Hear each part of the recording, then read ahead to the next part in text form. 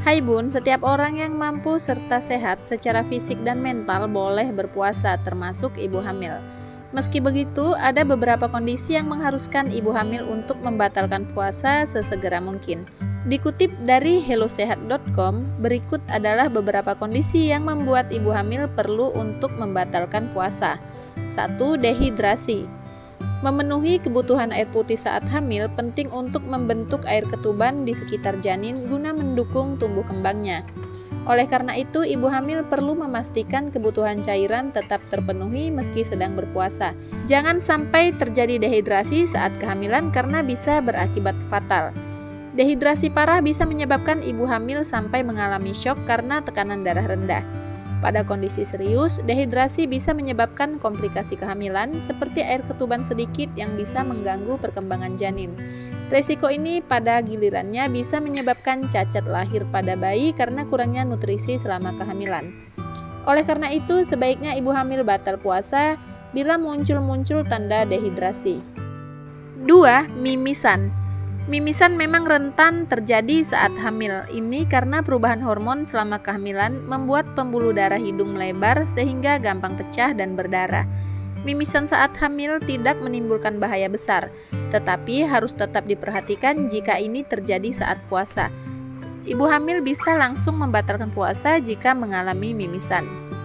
Konsultasikan juga kepada dokter kandungan jika Anda mengalami mimisan.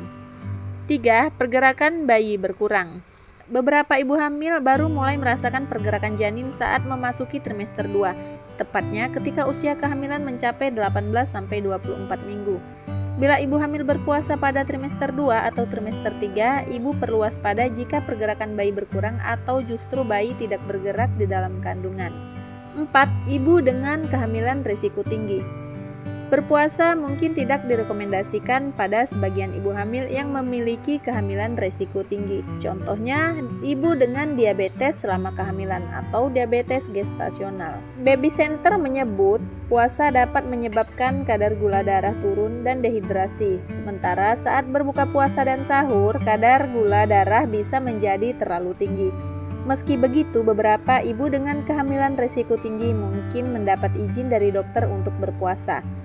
Ibu yang didiagnosis dengan preeklamsi juga memiliki riwayat penyakit autoimun maupun gangguan tiroid atau mungkin juga ibu dengan diabetes gestasional.